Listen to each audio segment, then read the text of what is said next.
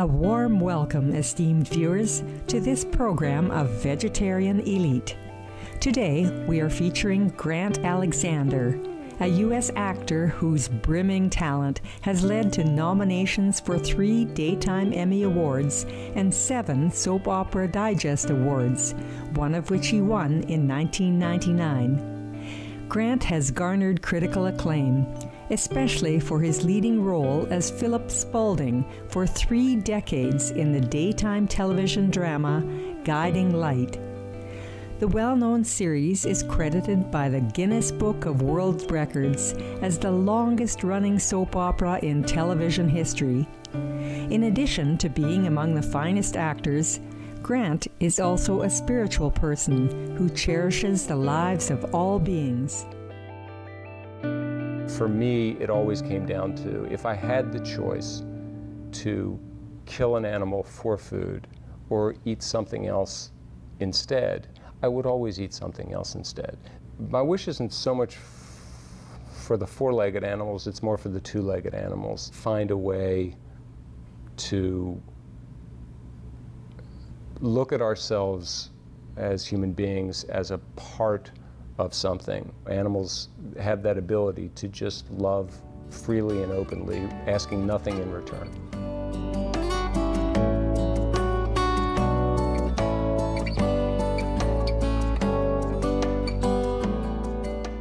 Grant Aleksander was born in Baltimore, Maryland in 1959. Throughout his illustrious career spanning 3 decades, he has acted in such diverse productions as The Crucible and The Glass Menagerie, as well as in title roles for both Manson and Hamlet. He has been seen on stage in Baltimore for The Prime of Miss Jean Brodie and Cat on a Hot Tin Roof. While in Los Angeles, Grant has had guest roles on several primetime television series, including Hardcastle and McCormick, Who's the Boss, and The Fall Guy. I've spent most of my time as a professional actor working in soap operas or daytime dramas. The longest period on one show called Guiding Light, which has recently gone off the air but was on for spanning 6 decades. And I worked on another show, All My Children, for about 3 years. If you have a really good story that you tell over a long period of time, that's usually what hooks people. And Guiding Light, we always had very good actors. They told stories that connected with basic people at very fundamental levels. They told stories that engaged people. We told these stories in real time with very, very well-developed characters. And I think that's why people like them.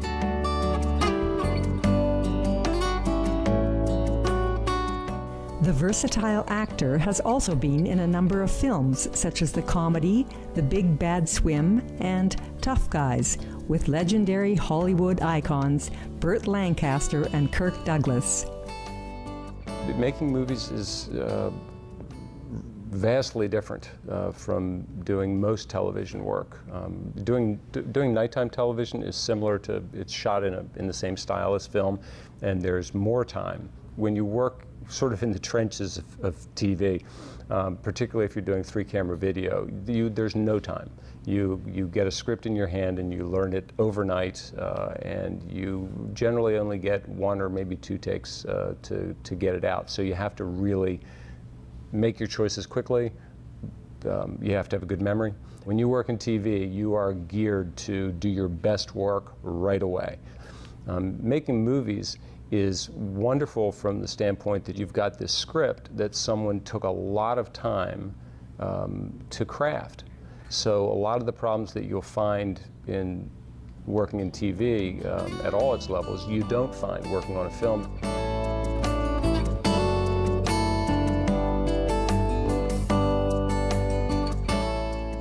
Despite his successful and busy career, Grant decided to return to school to complete his Master's of Fine Arts. This was motivated by his desire to fulfill a promise to his parents and to be able to teach young actors in the future. I was at NYU, and I dropped out because I got an agent and I was starting to get work. I was very, very lucky that whenever I was looking for work, I found work.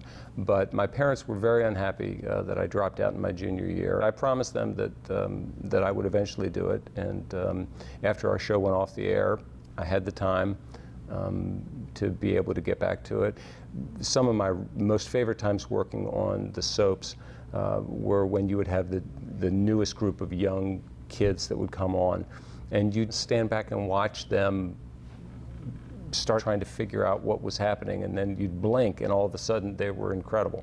And you know, somewhere along that line you would see them making these little discoveries, and there was just nothing that was more satisfying to me than to be able to pass on something that somebody gave to me when I was a young actor.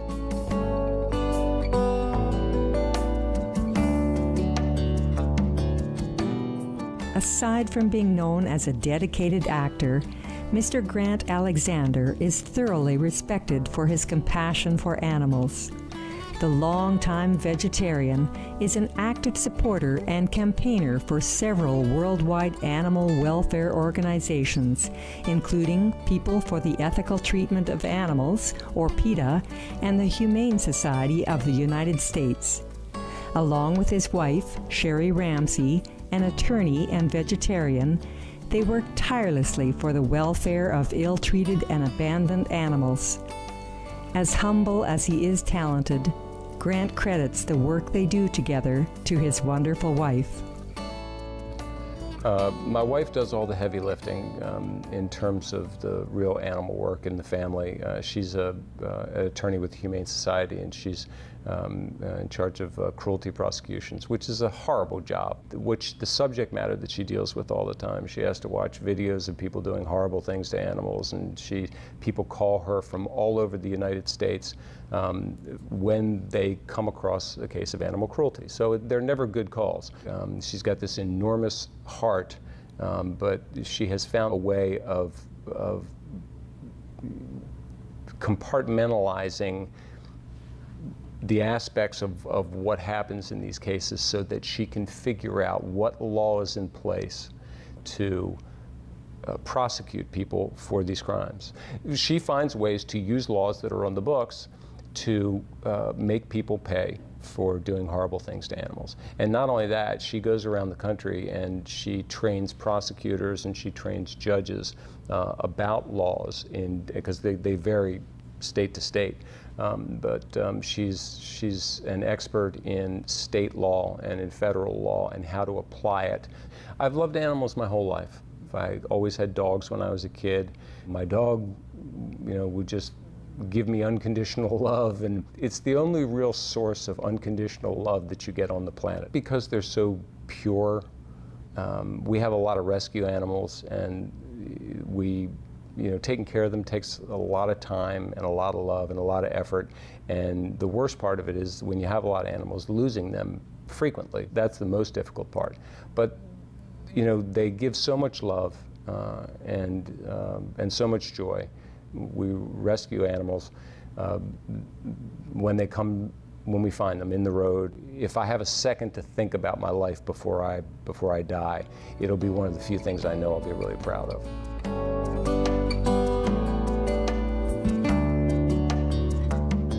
Incidentally, Sherry was also the person who helped Grant realize that he needed to become a vegetarian again. And I saw these little pigs in this pen, and the little baby piglets looked like little puppies. And I was like, oh, God, you're so good. I was bending down, and I put my hand up to the thing, and one came over and snuffled me. And my wife leaned down right next to me and very softly said, "He still eats you." And I swear this little pig turned and looked at me like, and for me, I realized I can't do this anymore. And you've been a vegetarian for how long? A vegetarian for, let me see now, probably getting close to 30 years now. probably 26, 27 years, something like that. I know it's made me healthier. There's no question in my mind. It's kind of always a voice that's inside of you. I remember when I was a kid, my mom took me to, she was just trying to save money, and we went out to a meat packer's to get our cuts of beef, and it was the first time, I think I was 5 or 6 years old, that I made the connection between the steak that I'm eating and this animal that it's coming from. And it just horrified me, and I don't remember how long I refused to eat meat. And then my mom ground it up, put it in spaghetti, and before long it was sort of not something I thought about for another 10 years. And then Sherry and I got together, and she started, saying, I just don't think I can do this anymore. I want to stop doing this. And I was, reluctant at first, but, my wife's extremely good at putting things in, just fundamental, that's why she's a great attorney, in fundamental arguments of logical fairness. And for me, it always came down to, if I had the choice to kill an animal for food or eat something else instead, I would always eat something else instead. So to be eating food that someone else has killed for me just makes me a hypocrite. Most of us in our society become further and further removed from our food source. It's not good for our health, and it's not good for us ethically or morally either, because it allows us a level of distance and cover. We don't want to think about the unpleasantness of children starving, or kids that have cancer, or old people that are shoved in a wheelchair into a corner, or veal calves that have their necks strapped into a crate and are not allowed to move so that their flesh can be pale and tender for a veal piccata. We don't want to think about those things. That's why we very often call meat something else. We call it a hamburger. We call it veal. We don't call it what it is, because we're trying to disguise it even further, so that we don't have to really deal with the consequences of those actions. You are destroying the environment that your children are going to inherit for every pound of beef that is produced. What you do, the groundwater, the methane production, pesticides that are used on the feed, antibiotics that are used to prevent disease. All of those arguments can be very potent because they affect a human being's living circumstances. Right, exactly. Yeah. And what is your wish for the animals in this world? My wish isn't so much for the four-legged animals, it's more for the two-legged animals, that we find a way to look at ourselves as human beings as a part of something and not as masters of something. A lot of it goes back to eating meat. This is where it gets touchy talking to people.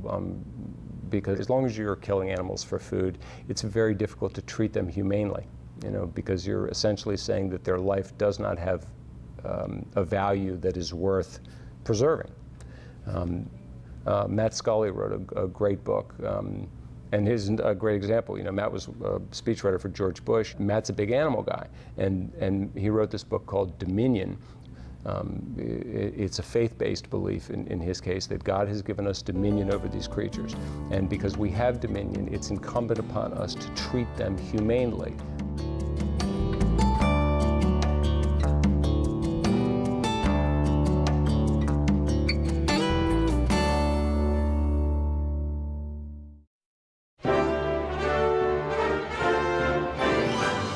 On August 27, 2011, Grant Aleksander joined 4 other Veg Hollywood stars as the Master of Ceremonies for Supreme Master Television's 5th anniversary extravaganza, featuring the Real Love musical and the legendary Don McLean in concert.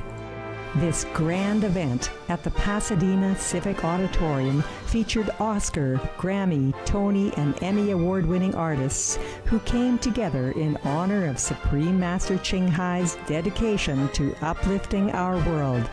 It's my pleasure to be here. It's all new to me. I really didn't know very much about the group until they had asked me to come, but I'm very impressed with all the work that they do. I think everything that I see at the Supreme Master Qinghai is doing is I'm for peace and love anywhere you can find it and spread it to all living things.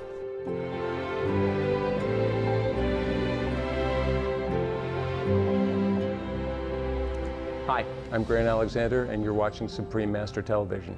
Be veg, go green to save the planet. Thank you, Grant Alexander, for being a shining example for humanity and our co-inhabitants. We are grateful to you and your wife, Sherry Ramsey, for your outstanding efforts to make the world a kinder place for humans and animals. We wish you both continuous success and countless blessings in your endeavors.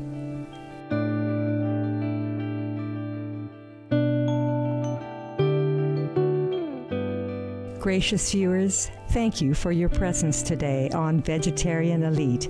Coming up next is Between Master and Disciples here on Supreme Master Television. May your noble heart be the guiding light in all your paths. For more details, please visit www.suprememastertv.com/VE.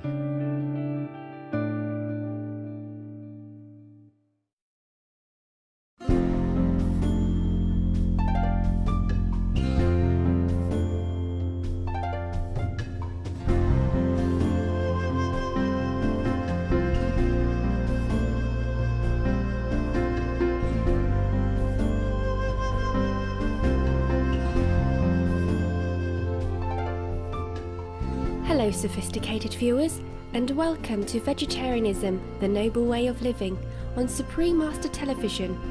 Today's program takes us to a tranquil and secluded establishment, sheltered on the hill slopes of Honglu Dishan in northern Formosa or Taiwan. This is also where the famous temple of the local earth god resides. Do not be fooled by the simple design of the metal sheet building. Upon entering the warehouse, you'll be immediately charmed by an elegant Japanese stone-paved path, welcoming guests with all respect and warmth. The name Sankansoubo, meaning the warehouse in the mountains in Japanese, is displayed in Chinese calligraphy by the entrance of the restaurant. そうですね、正直なところ、一番お客様の笑顔が、帰りに見られるっていうのが、それが今までどうしても10人のうち9人の方は満足させることができたんですけれども、残されたお一人、ベジタリアンの方という方を満足させることができなかったのが、今度は先ほども申し上げましたが、そのお一人のために皆さんが協力をしていただくいて、ご来店くださっているので、非常に笑顔で帰っていただけることが私としては最高に、嬉しいことだと思ってます。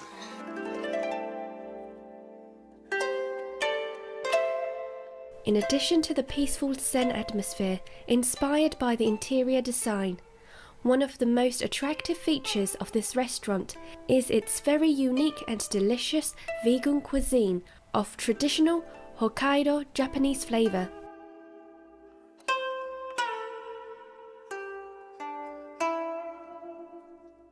Now let's meet the owner of the restaurant, Mr. Takayuki Kudo, the manager, Mr. He Junjia, and the head chef, Mr. Xiaodong Li, to hear the interesting story of Sankansoubo Japanese cuisine's transformation from non-veg restaurant to a pure plant-based cuisine restaurant.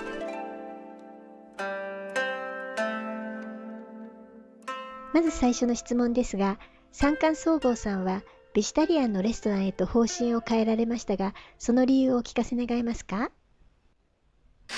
当初、私が生まれ育ったのが北海道の観光地だったもんですから、そこには多くの海外の方が見えられて、特に台湾からのお客様が非常に多い地域だったんですよ。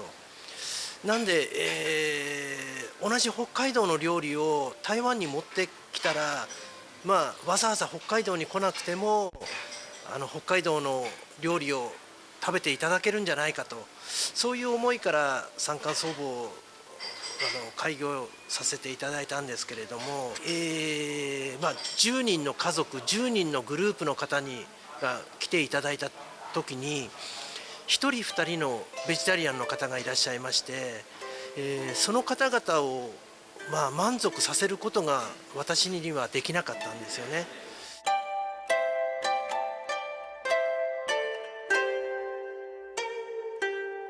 The motto of Mr. Takayuki Kuro is to fully satisfy all his customers and make them feel at home.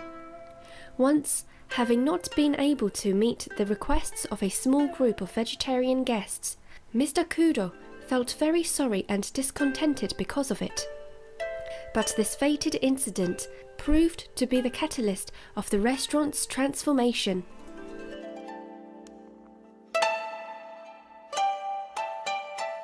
因为就是有这样子客群，然后越来越多的时候，日本会觉得很伤脑筋，然后就想说特别煮给他们吃，就想不到一煮之后，因为厨艺毕竟不一样，就一煮之后他们非常的道地，而且就是说他们煮的比较浓稠，因为日本他们熬高汤是一流的，然后煮的比较浓稠之后，他们吃了之后就很开心，之后就开始陆陆续续一直建议我们转素。During the interview, Mr. He shared with us a very mystical story about an unusual phenomenon that had been troubling the staff of Sankansoubo since its opening and was also one of the main reasons leading to the restaurant's transition. 当那些人吃素吃到很熟了之后，告诉我们为什么要转素，就是我们早上来地板都是湿的。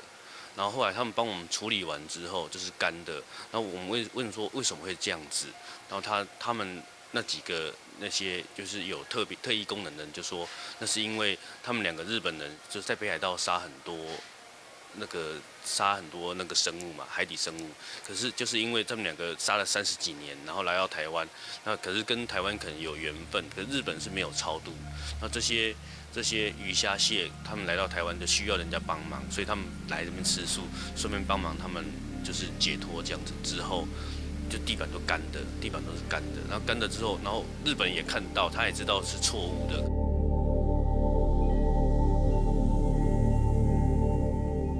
To begin with, the most difficult part in the transition process was to find a chef whose expertise is in traditional Japanese cuisine and at the same time acquainted with vegan cooking. Fortunately, with the help of their customers, they found the present head chef, Mr. Xiaodong Li.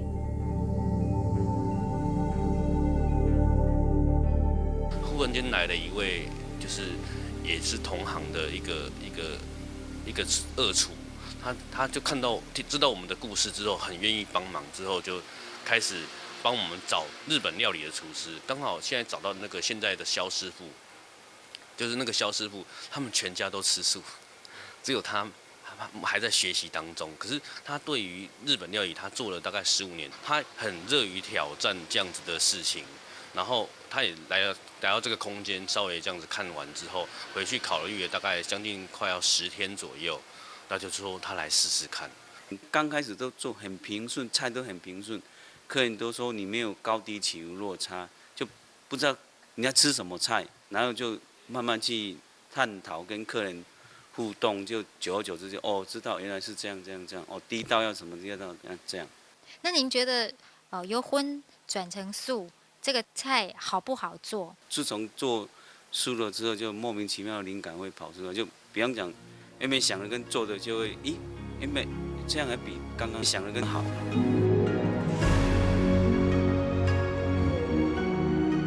Here we can appreciate some of the most popular vegan specialties of the house, designed by the head chef. 就像那个山药切丝，然后底下铺的是日本的海藻，上面淋的是苹果油醋，就色香味都有，然后就色泽也好，味道都有，整个都很日式的做法这样。还有很多，就像刚刚的胡麻栗子豆腐也一样啊。还有我们主餐都是随着每个月变化。With the tireless efforts of the chef and all staff members of the restaurant, Sankansoubo's business has flourished and growing with each month. And surprisingly, among their regular customers, non-vegetarian people are the majority.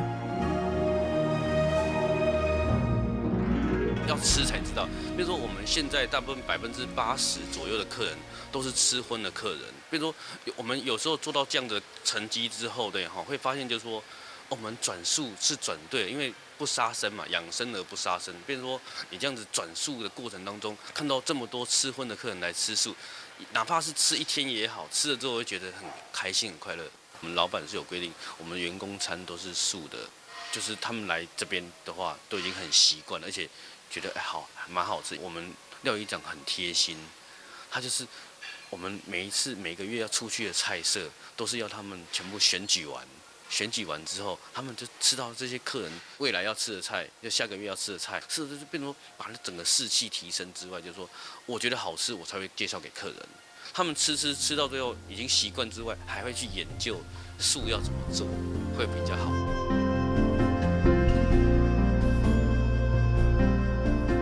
Born in a town on the island of Hokkaido, in northernmost Japan, Mr. Kudo, the owner of Sankansoubo Japanese cuisine, places great value on the amiable relationships among people and treats each patron like a family member.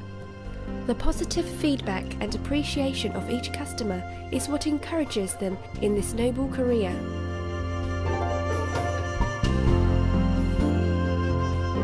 他说，料理长啊，不管做多好的料理给客人，对哈，我们只能抓60分。只能抓60分，甚至50几分。可是服务很重要，我们服务中间带了人情味，我们有说菜文化，跟他解释完之后，吃的怎么样啊？口味怎么样啊？比如说人家会非常非常贴心，就是说1对1的服务，客人绝对跑不掉。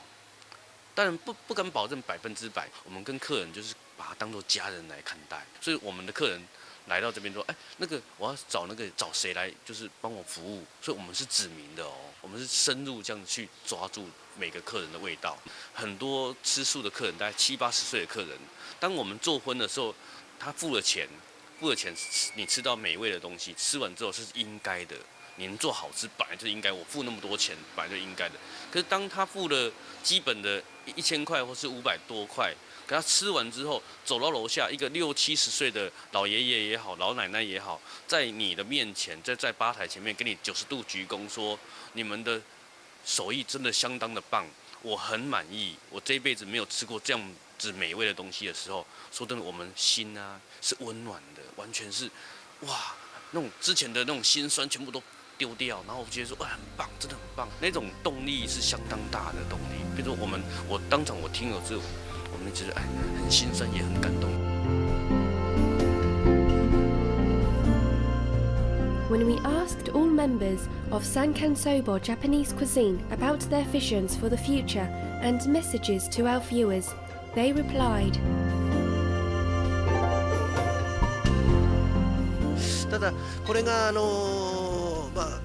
私ども日本の、観光地あるいは日本の中であるいは世界の中で気軽にベジタリアンっていうかものをベジタリアン料理というものが普及されるといいなと思いつつ自分でも日本の観光地で気軽に皆さんがお越しいただいた時にベジタリアン料理が提供できる場をですね、そういうような環境づくりも含めて、考えていきたいしやっていかなければいけないなと思っております。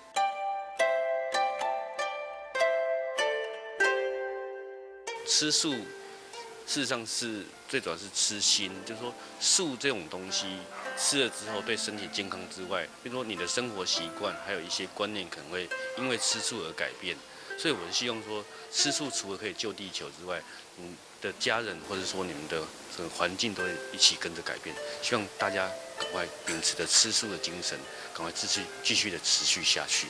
谢谢各位。各位厨师朋友们，素食是未来的趋势，欢迎大家加入节能减碳、爱地球的行列。这是一个富有挑战与乐趣的工作，欢迎大家一起加入。